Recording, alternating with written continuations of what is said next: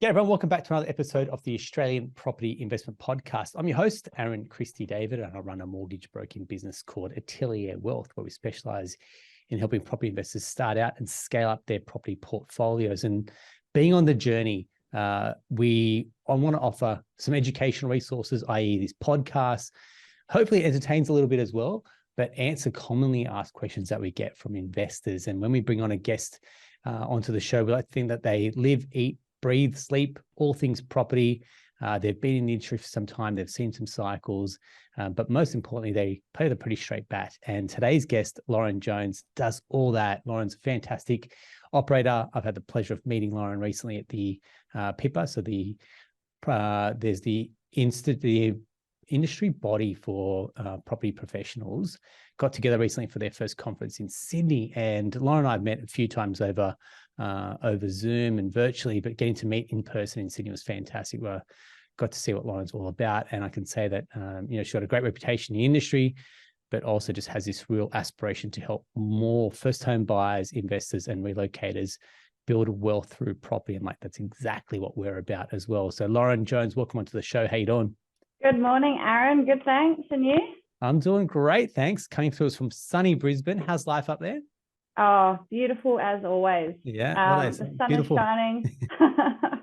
You won't go wrong. Beautiful one day, perfect the next up there in Queensland. And speaking of it, that's why so many people have chased the sun from the southern states, i.e. New South Wales and Victoria. So we'll come to that in a second. But before we kick off in Australian Property Investment Podcast fashion, the 3 Ps. So can you just share us a little bit about yourself personally, professionally, and your property journey to date, Lauren? Yeah, cool. So personally, I guess you could say I was a little bit of a gypsy growing up. My family moved around a lot. By the time I was 6, I was already living in my 3rd country. So you could say I'm pretty used to change. Change kind of excites me now. Yeah. I've settled in Brisbane maybe 5 or 6 years ago. Absolutely love it. No plans to move unless maybe moving to the Gold Coast. Nice. Professionally, I started my adult career. I was working in finance. I quickly became quite interested in investing. So started with, your micro investing platforms, moved to shares, and then God help me, moved to crypto pretty soon after that. But it was once I found property that I was just absolutely hooked. I just wanted to consume every piece of information I could, podcasts like yours, seminars, which I now understand a lot of them were spruiking, and just reading all the books. I become kind of fascinated in this idea of getting your 10,000 hours and becoming an expert. And I just wanted to be an expert. So I did everything I, humanly could do possible to get my 10,000 hours as fast as possible. Well done. As far as my property journey goes, I purchased my first property at 25. Got a little bit lucky. I wasn't a buyer's agent then, but I absolutely nailed it. It grew 50% in 18 months, which allowed me to pull out some cash and move into my second investment property. I had more of a high growth strategy on that one. And from here on, I'm probably going to start moving away from your typical resi buy and hold and move more into small scale developments. Okay, great. And I guess that personal decision to say move from the long-term buy and hold to developments, maybe why and what's got you interested in that type of strategy? Well, look, for a start, my partner's a town planner. So that definitely helps. Perfect combination. I'm obviously really great at finding these sites, negotiating the sites, and he can do all the town planning on it and the project management as well. So, why would I not, use take that? Advantage. Yeah. Yeah. Why would I not take advantage of that? But also, I think I've got enough capital invested in property at the moment that I don't need to, take that more conservative approach. I'm a bit of a risk taker, so I'm prepared to take those risks, play with a bit of money. So, yeah. Nice one. And so take me through, looking back, you say you got a little bit lucky. If anyone's heard me talk about, I don't talk about luck in this podcast. I say it's opportunity meets being prepared. So take me through that first purchase at 25. Not a lot of 25. See a few young Australians, but not a lot. The general rule is not a lot of 25-year-olds either had the borrowing capacity or the deposit to buy. So what enabled you to get into the market with that first property, Lauren? I wasn't on a massive income. I was actually earning maybe 60 grand a year. Yeah. And what helped me get into that first property was the first home loan deposit scheme, called the New Home Guarantee now, I believe. You're a broker, you'd know that. Yep. That really helped because all I needed to put into, I think it was a $400,000 purchase, was 20 grand. So when you actually think about it, yes, my 400 grand property went up 50%, but my actual return on investment, my 20 grand turned into 200 grand. But yeah, those are probably the main two things that allowed me to get in, just good government policies at the time, really. Yeah. And it's an interesting one because a lot of first time buyers, whether they're buying rent vesting or buying to clip the ticket on first home owner grants, they're unsure about, okay, I mean, 400K, we're down in Sydney, so you won't really get much for 400. But even now, I think Brisbane and the surrounds, you probably won't get much either. But at the time, it's kind of relative, right? Like probably people told you maybe you overpaid for that at the time, or hey, you're crazy to do that. But it was taking opportunity while it was there. And the government is actually giving people a leg up and an opportunity to get into the property market, right? Whichever it's rent vesting or first home owner grants. You took advantage of that. So well done to you. Thank you. Yeah, nice. So launching your own buyer's agency, how's it going? And then tell us a little bit about your past track record working in the property advisory space as well. Yeah, cool. So I started the business just called Loan Jones Buyer's Agent, or LJBA. Started that only about 6 months ago. So I'm a baby business owner. However, I did work for some of your big firms, a big property investment firm, and then just a big buyer's agency here in Brisbane for a couple of years prior to that. Yeah. I guess a bit of a difference in what we like to do here at LJBA is we really like to make, or we aim to make buyer's agents as accessible as possible for anyone who wants and needs the help. So we work with a lot of first home buyers, which a lot of your bigger buyer's agents, they'll simply turn them away because either the budget's too low or the commission's not worth their time. Yeah. And I know this because before I purchased my first property, I was that person. I actually inquired with a couple of buyer's agents and they pretty much sent me packing, like I wasn't their client. So we really want to be able to help anyone, and whether that means we've got to do, a slightly reduced fee, a payment plan. We even do like a pay by the hour kind of service for those who could never possibly afford a buyer's agent. But it's going really well. We're all referral based and word of mouth from past clients as well. So I've taken a bit of a step back in, the sourcing properties and, attending the building and pest inspections and things like that. And I'm really taking a bigger focus on the marketing side of things and the business development. Right. So just networking as much as humanly possible. Meeting with clients as well. I still do most of the client-facing stuff as well. And any property that my guys select is always run through me as well, just so I don't lose that element of control. Nice one. Yeah, well done. I mean, say you're in infancy, right? I mean, every big buyer's agency started somewhere, so you do have to kind of cut your teeth when you're starting out. But the beauty is you're not practicing on real life clients because you've already had that previous work experience in the industry. You've now just kind of translated that into your own buyer's agency, right? So well done to you. Mm-hmm. Yeah, nice. So I guess the big focus for today is the Brisbane market, and the latest CoreLogic data that came out shows that Brisbane is just continuing to buck the trend, which some other markets are holding steady, maybe flatlining or dropping in some parts of the country, but Brisbane just continues just to keep pushing ahead month on month. And I just want to see the boots on the ground. What are you seeing, and what's really driving that demand at the moment that's seeing prices increase? Yeah, look, the property market's hot. There's no doubt about it. We've kind of been leading the charge again. I know Sydney was leading the charge for a little while. Yeah. But I mean, properties are, an average house is going up about 15 grand a month. An average unit's probably going about 12 grand a month. And we're having to have those conversations similar to like I was having with people, during the boom. We need to keep people ahead of the game. I saw way too many people having to make such big compromises during the boom. They started off looking at a house and then, they wait 6 months and now they're looking at a unit. So I've learned from that, and we really need to keep people on track and make sure that, they might have to make a small compromise today, but it's going to save them from making a big compromise, in a few months' time. But that's like if I could just like capture it there in one line, that's kind of nailed it, isn't it? Like, I think we've spoken, people that come back, like, they've actually got the ability to buy now, but they wait and they wait for the market to drop 6 months' time. It's like they've actually gone backwards. Mm-hmm.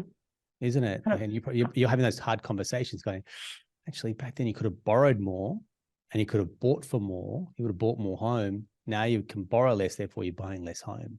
100%. And I've had to have a few tough conversations with people lately, especially investors, where they're a bit too focused on saving, buying it for 10 grand below market value up front. And they're not focused on buying the right asset. They're more focused on buying it for the right price. But, and some of them have realized now is that we buy the right asset. And in this market, by the time it settles, it's worth more than what we paid for it. Have you had a couple of examples, like I guess from the investor side, and look, you can choose to say where you're buying, but some of the recent acquisitions you looked at for investors, what attracted you to that type of property, what the buyer brief was as well, and what the result looked like at the end, Lauren? Yeah, okay. I'll think back to maybe the most recent investor purchase I bought. It was a Sydney investor. He was quite conservative, had a budget of about 700 grand and needed about $550 to $600 per week in rent. And honestly, that's probably my bread and butter at the moment. And that's what we're seeing so much of. 600 to 700 seems to be the sweet spot for most people in this higher interest rate environment. And $600 tends to probably be, it's still going to be negatively geared, but not that much, especially if we can, offset that with maybe a little bit of depreciation and things like that. Yeah. That property, we were really looking for something where we could put maybe 60 to 70% of our money into the land and the remainder into the house.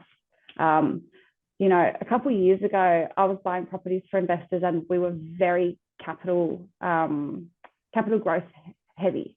And I'm starting to see a few people now in a higher interest rate environment, they struggle. They don't think of the cash flow when, rates are 2%, but now that they're 6% now, people are starting to struggle. So we're working with people to see what is the maximum cash flow hit they're prepared to take each week. And then we're buying them a property where they can experience the best capital growth with that cash flow hit. Yeah. I've forgotten what the original question even was. That's okay. So you got the buyer brief, which is you want, I'd say cash flow is number one from what I'm hearing. Capital growth number two. Freestanding house was part of the brief as well. Mm. And then you're sifting through. So I guess what I'm trying to work out is your methodology when you go, okay, I take the brief. How many properties are you looking at? What are you knocking out? And then ultimately, what does that final purchase look like? We go, hey, this is the one that ticks most of the boxes. Yeah, okay. So my team and I, we've pretty much analysed data for every suburb in Brisbane. So okay. We rank it from a median price point low to high so that we know, when we get a new investor, they fall into this bracket. And these are the suburbs that suit. We then use our different data points. I think we're probably running maybe 7 or 8 different data points in that to actually score a suburb and what's scoring the highest.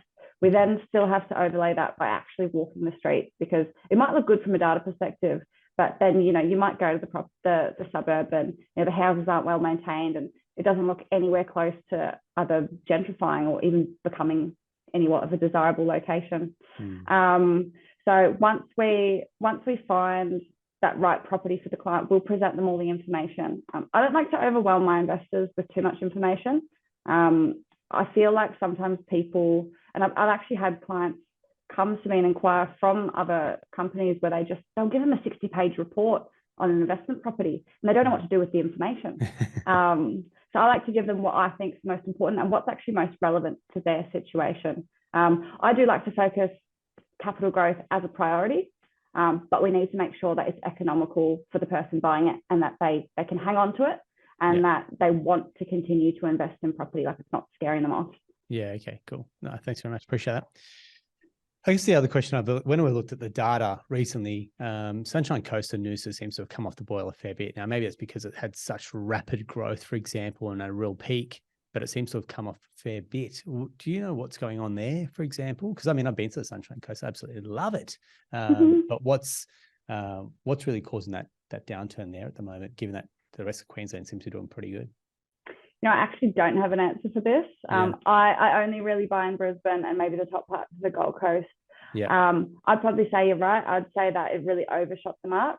And I think a lot of people as well, they're kind of at a point where there was this big shift to regional, was it tree change, sea change? And a lot of people are now moving back for work. They either don't want to be working from home 5 days a week or they've moved careers and they need to be in the office. So potentially a lot of people are moving back to their original home, maybe Brisbane, maybe even like Sydney, Melbourne. Yeah, fair enough. Perfect. Speaking of Sydney and Melbourne, I mean, when I was up there recently, the amount of people that I spoke to just when we were kind of at the park with the kids, and so they'd moved from Sydney or Melbourne up to Sunshine Coast or Gold Coast, even Brisbane. What have you seen with the relocators, and how's that market kind of faring at the moment? We're seeing a lot of relocators coming up. I'm seeing from Sydney, people are moving for a price point. If you don't have that intergenerational wealth in Sydney, you're never really going to get on the property ladder. And people say to me, we don't want to raise our family in a 2-bedroom apartment, where they can come over to Brisbane, spend $1 million here, and buy, a 4 or 5 bed family home within maybe 20 k's of the city. Yeah. I think the reason a lot of people are leaving Melbourne is due to government interference and the weather. They're probably the two main pain points. Like, Melbourne isn't that much more expensive than Brisbane anymore. Yeah. Which is insane to think about, but it's really caught up. Like, I mean, Melbourne kind of missed out on the boom, the COVID boom. Again, government interference, maybe. Yeah. So yeah, and a big issue I think a lot of people relocating at the moment is generally they want to rent before they buy, but that's almost near impossible at the moment. Renting is still so tight, and it's actually a lot of the time easier to secure a house to buy than it is to rent. Because if you're up against maybe 20 other rental applications, they're going to pick someone that's actually been through the property. It's too risky to take someone that hasn't even stepped foot in the property. And then it becomes almost a bidding. What we're seeing at the moment is becoming a bidding war on the rent. So they're either paying upfront for 3 months, for example, or paying simply over just to kind of get that property, because every time they keep missing out, especially if you've got kids and you just keep missing out, the rents are just going up and up. It's like, well, a couple more weeks of this, we might as well just pay more, take this property off the market, rent. We're not going to be here in the next 12 months. And at least we can put down some roots as opposed to keep bouncing around and getting kind of burdened with an extra rent cost as well. It's an interesting point, and it's probably another thing supporting and continuing to grow the Brisbane property market is that a lot of people are moving from this rental pool into buying. Either they've sat on their hands for the last couple of years while everyone was a little bit nervous about rates going up, and they're finally coming out. Their landlord tipped them with an extra $150, $200 a week, and they'd rather be putting that money into a mortgage now. It's almost like the gap's closing again between rent and mortgage. Correct. We see it all the time. So you're paying that much, and you could almost just pay a little bit more and have your own place and ride the capital growth gravy train as well. What about first home buyers? Where are you seeing kind of sweet spots for first home buyers at the moment across Brizzy? Yeah, I'm seeing a lot of first home buyers, and a lot of them are actually seeking out buyers agents, which I don't think has really ever been such a trend. And I think the main reason is they're taking so long to buy. Like, I was speaking to a first home buyer just the other day, and she's been looking for 2 years on and off. And my heart breaks when I hear that. I'm like, just the emotional roller coaster of 2 years of waiting for the one. I'm like, if you just had the courage to buy one that you looked at maybe 6 months, like, there's no perfect property that you had to wait for 2 years for, is there? No, absolutely not. And you can see it. I think a lot of the time it's a confidence thing. So you'll see a first home buyer, you'll be with them at an open home, and there's 40 other groups through, and they almost freeze and think, this isn't the property for me because I've got to deal with competition. But we don't. I just tell them, don't look at who's around. Like, if you want this, we will secure it for you. You just need to understand, that this is a property that you're happy with. I'd say single first home buyers, we're seeing, I feel like 550 just seems to be the sweet spot at the moment. I don't know if you're seeing anything from mortgage broking side of things as to why that is. I think they just have these arbitrary numbers. They've got these numbers built in their head. Like, we've got people that go, look, I don't want to spend more than 1.5 in the inner west. It's like, where did that number come from? Like, look at the property financials. Like, they've got these hard numbers that it's like, I'm not going to go above that. And there's imaginary numbers that they've conjured up in their head about this upper limit, for example. But keep going. I'd say a lot of single first home buyers, 550K, and they want a unit. They want, maybe maximum 6 to 12 in the complex, but they still want to be close to the city. So they maybe want to be, maybe in a 5K ring. They want access to amenities. They want, lifestyle. They don't want to be mowing lawns. That's probably a big trend. They also want really low body corporate fees, which body corporate fees have gone up a lot in the last couple of years. I don't know if they've gone up as much in Sydney or New South Wales as they have up here, but I think insurance plays a big part in that. So yeah, they've come up a lot. Most probably want 40 court fees, probably $5,000 is a new benchmark. Wow. Per year. Yeah. I would say a lot of your couple first home buyers, I tend to see them coming generally as a budget, maybe 800K to $1 million. And I find that couples, they're more keen on getting a house. I guess maybe because, they're planning to build a family soon. But those are the people that I find tend to be happier to compromise a little bit on the property, but not the location. So they're willing to take a bit more of a renovator so long as it's livable today. Whereas you contrast that with your second home buyers or your upgraders, they want turnkey, and that is hot property at the moment. They've all got maybe a budget, 1.3 mil plus. They want something move-in ready. No upgrader at the moment really wants to be doing any work. That was exactly us when we moved in families. I'm like, I do not want anything to renovate or fix in this place.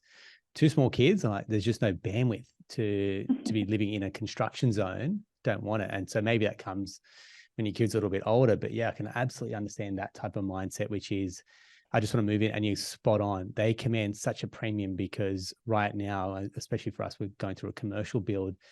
The builder project management, even managing trades, for example, the energy that goes on that, you're like, geez, man, this is a second job that we've got almost. And any client that I speak to that's doing construction or any type of renovations, if they don't have that as like the part of their day job, whether they're project managers or whether in that construction space, it just is like overwhelming for them as well. And the costs are just blowing out on top of that. Mm-hmm. It'd be interesting. I don't know where we could get this data to see if there's been a trend moving away from first home buyers building. Yeah, like if they've like steered away from construction, obviously they still get like their first home buyers grant for building new, but I would think that they'd be moving more to buying established and closer into the city, and even, your units or townhouses. I feel your gut feel is probably spot on that, Lauren. So you look at it going, I want to be in this suburb or this location, and I'm willing to take a compromise on the actual dwelling, as opposed to I want to find the right dwelling and I have to compromise on the suburb. That's what we typically find as well. Yeah, 100%. Perfect. So what do you kind of see playing out for, we've got a couple months left in this year, it has that traditional kind of lull over the Christmas to New Year break, and then we'll come out all guns blazing kind of after January. So what do you feel is kind of your outlook for the rest of the year coming into the new year as well? I still think it looks like property prices will continue to grow.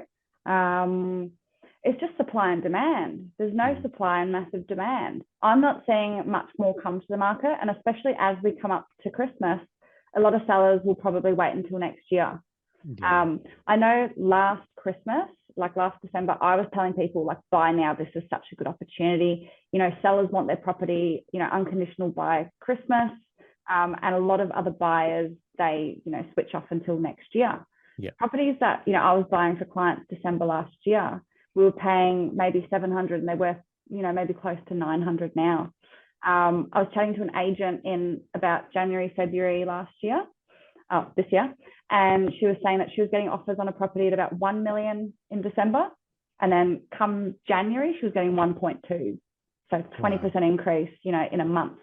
And I think it tends to happen every year. I bought my first property in December because I understood that theory. So I reckon it's going to be a good end to the year for property prices, maybe not too good for people looking to buy. And I don't see any sign of it slowing down. Like, show me where the supply is coming from. And everything you're saying is kind of what we're looking at. So when we're looking at the market, I'm talking to a lot of clients that are talking, maybe about 6-12 months out. I'm like, yeah, that's great. Be 6-12 months out. We can't fast track either how much time it takes to save for a deposit or that borrowing capacity. But we're talking about stage 3 tax cuts that come out, mid next year, which we're still waiting for the exact details to be finalized, but they've talked about it. Then we'll talk about rates at some point potentially holding, if not dropping as well. And then you add that with, like, I guess the property market had, how many rate rises, 12, 13 rate rises that we're due for. And it's like, that still hasn't slowed down the property market. So what will? And you overlay that with confident investors that are now moving back into the market because they've had their wait and see approach for most of this year. And I feel like next year is going to be this strong year for property. And it's like, watch out if you see on the sidelines and just waiting for the market to fall. I think at your own peril and to your own detriment, the wait and see approach just hasn't worked. And we've got to rethink that strategy as well. Yeah, I 100% agree. Like, I don't see, anything slowing down. I think you're right. I think if anything, it might speed up. Great. Yeah, next year I feel is going to be a big year. Kind of come out that first quarter for the rest of the year. I feel like strap ourselves in. It's going to be a really strong year for property. So we're going to put it out there and see how we'll revisit it next year at some point and see how our predictions have gone. But Lauren, I want to say thank you very much for joining us. I really appreciate it. I wish you every success with LJBA as well. And if you're up in Brisbane, if you're a first home buyer, if you're an upgrader, if you're an investor or relocator and you do want to get in touch with Lauren Jones, we'll include the details to her website and contact details below as well. And as always, if you found this episode helpful, we'd love a review. We're getting a lot of inquiries at the back of our episodes. So if you have questions that you want specifically answered, we love hearing from listeners. Drop us a line with some questions that you want answered for future topics as well. Lauren, appreciate your energy. Thank you very much. Amazing. Thanks, Aaron. All right. Talk to you soon. See ya. See you later. All right. That's a wrap for another episode. We'll talk to you soon. Thanks very much.